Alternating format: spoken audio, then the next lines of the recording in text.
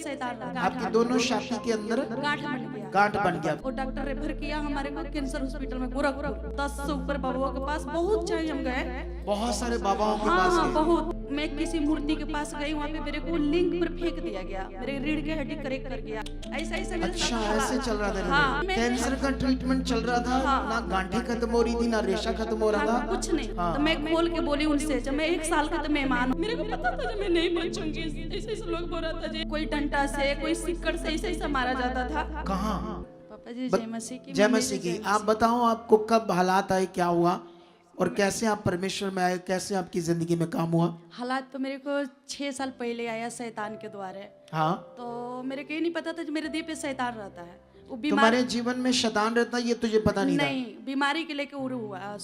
दोनों मैंने हमारे अथी में गांठ बन गया। दोनों ब्रेस्ट में? हाँ, गांठ आपकी बन दोनों छाती के अंदर गांठ बन गया। गांठ बन गया। फिर एक में 6 ml के, एक में 7 ml के। ठीक है। फिर हम इधर उधर लोकल हॉस्पिटल में दिखाए, नहीं सही हुआ। हाँ। फिर हमको कैंसर हॉस्पिटल में रेफर किया गया। हम्म। मैं नहा रही थी तो नाभि में जैसे हम ऐसा खजली हुई, मैं हाथ लगाई तो उसमें मेरा रिंग आ गया, रेशा।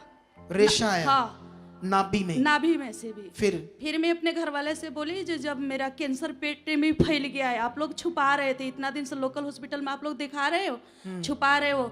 फिर मेरे घर वाले बोले नहीं ऐसा कुछ नहीं। फिर डॉक्टर के पास ले गए, बोले आप रेफर करो। और डॉक्टर रेफर किया हमारे को कैंसर हॉस्पिटल में गोरखपुर।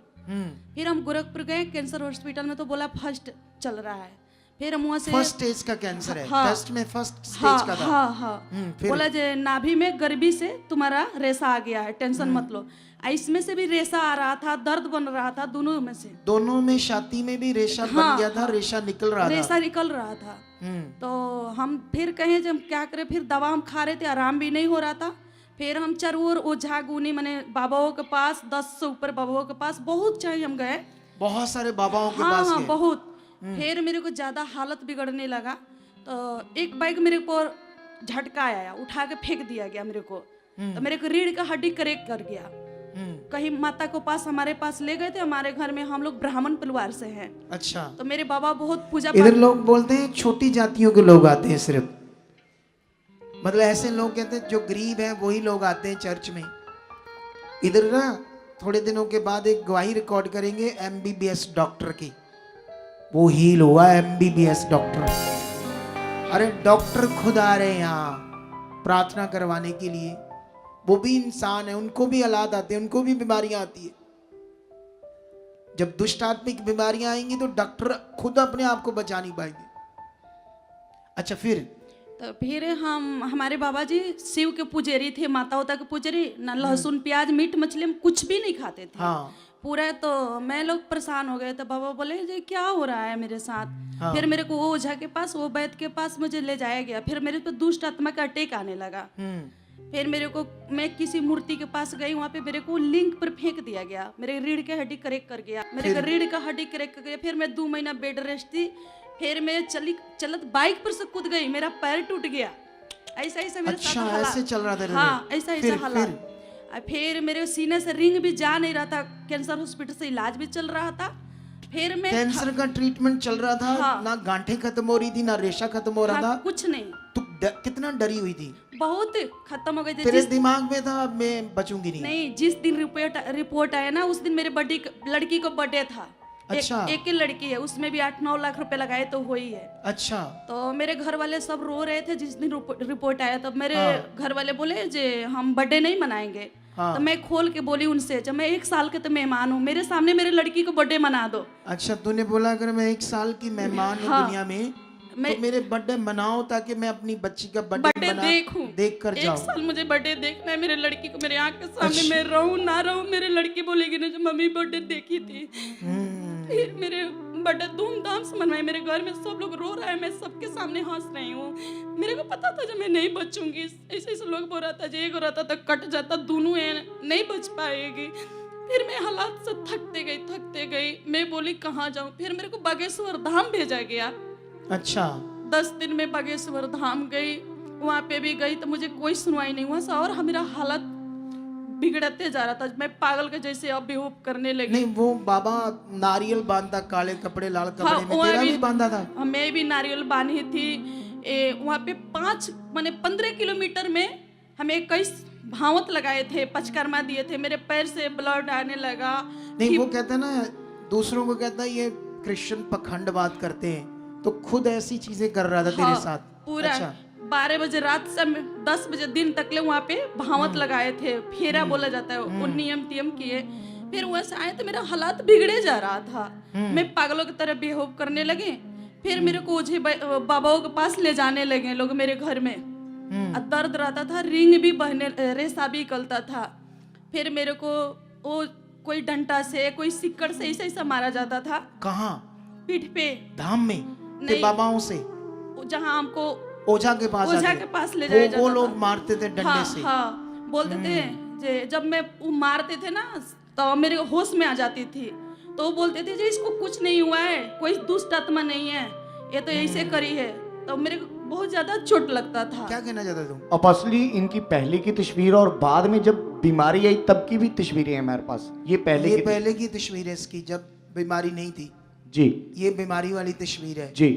अपने आप कट भी लगते थे पॉसिबली, ऐसे कट भी लग रहे थे। ये देखो इसके हालात। तुम्हें प्रूफ दे रहे हैं, प्रूफ, और फिर भी परमेश्वर के भरोसा रखकर ना जियो तो मैं कहूंगा बस फिर तुम तूड़ी हो, तूड़ी, मिट्टी के बने हो, कुछ भी नहीं हो तुम फिर। इतने बड़े प्रूफ के साथ जिंदा खुदा को हम प्रकट करते हैं और फिर बंदा अपने हालातों में रहे और सिंपल रहे तो दुख होता है। अगर वो खुलकर ना जिए परमेश्वर के साथ तो कितनों को बात समझ आती है? अच्छा, फिर मेरे को जब बागेश्वर धाम गई तो मैं पागल जैसे बिहेव करने लगी, पति को मारने लगी, लड़की को मारने फिर लगी। जब तेरे इतने हालात सब कुछ तो खत्म हो रहा था, फिर तुम्हें यीशु के बारे कब पता चला? फिर गांव के छोटा चर्च था, हाँ। उसमें मैं जाने लगी जिसमें विवेक जाता था। अच्छा, वहीं? हाँ। तो फिर तुम्हें इस यहाँ के बारे किसने बताया? विवेक ने। अच्छा, इसने बताया जिसके दिल में शेद था? नहीं, मैं इनसे पूछी जो आप कहाँ, मैं 6 महीने कैसे ठीक हुआ तू? हाँ, मैं उस चर्च में जाती थी, मेरा हालात और बढ़ गया। जो पति हाँ। मेरे साथ थे, मेरे रिश्ता नाता सब कोई मेरा छोड़ दिया। देखो, एक चीज होती है, याद रखना, प्रभु सब जगह एक समान है, उसी की चर्च है। प्रॉब्लम आती है सेवक में। जब सेवक गड़बड़ है तो लोगों का भला नहीं होगा, याद रखना। जब वो दिल से, तैयारी से नहीं परमेश्वर का काम करते, अभिलाषाओं को नहीं उन्होंने छोड़ा। आप जानते हो, मेरे जब आप कोई रिंग्स डालता है, रियलिटी में मैं देखता भी नहीं उसको, मैं कहता हूं उन्होंने दिल से डाली, प्रभु ये तेरी चीज है, जबकि वो मेरे लिए डालते। मुझे उन पर कभी ना मेरे घर वालों को, ना मुझे, ना मेरी वाइफ, ना मेरे बच्चों, किसी को भी पैसे के ऊपर कोई मन नहीं। सच्ची खुदा गवाह है, यहाँ हम उसके लिए जीते हैं, सिर्फ परमेश्वर के लिए। क्या करते हैं उसके लिए? अब फिर जब तुम फिर ऑनलाइन देखने लगी, जब चर्च में मैं जाने लगी, हाँ। जो पति हर पल मेरे साथ रहते थे, हाँ। वहाँ और मेरा हालात बढ़ गया।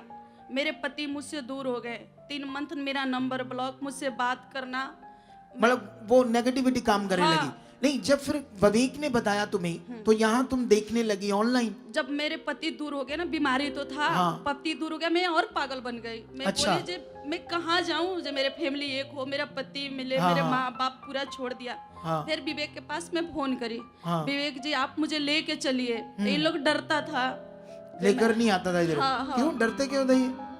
जे हम कैसे ले जाएंगे, ऐसे मैंने हालात। फिर मैं बोली मैं सही हूँ, थोड़ा बहुत आपको साथ चल अच्छा, सकती तेरे हूँ। वो पागलों जैसे व्यवहार के कारण कि अगर ले गए कुछ हो गया जी। तो पता नहीं क्या हो जाएगा, हाँ, हम हाँ। हमें बोलेंगे तुम लेकर गए थे। जी। अच्छा, वो ठीक है, हाँ। डरता है बंदा ना। फिर मैं अच्छा, बोली, फिर मैं इनसे बोली जो वहाँ तो कुछ तो होता होगा, ऑनलाइन प्रार्थना चलता है। तो ये बोले हाँ। हम कहने मेरे पे ऑनलाइन प्रार्थना डालो आप।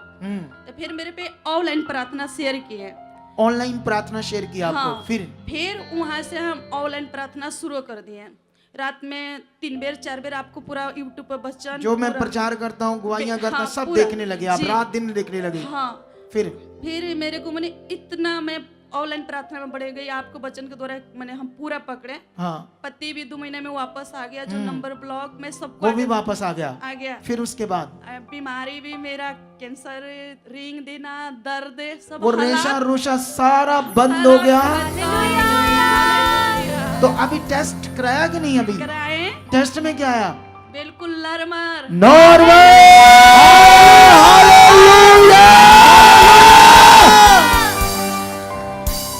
ये है वो जिंदा खुदा जो हमारे बीच प्रेजेंट है।